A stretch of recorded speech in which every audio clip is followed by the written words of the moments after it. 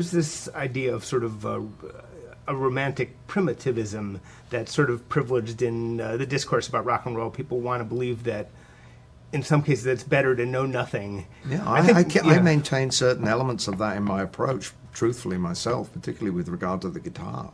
I understand that, but I think it's a false science, that, because it's a contrived formula. And it's exactly the same as a book-learned musician looking down on those same musicians as you're describing because they don't know anything. Both things are false.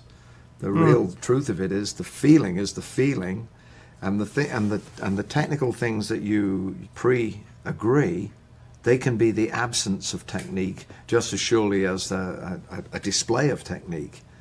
Agreeing to pretend you don't know more than 3 chords is a conscious artistic decision that some great bands have made.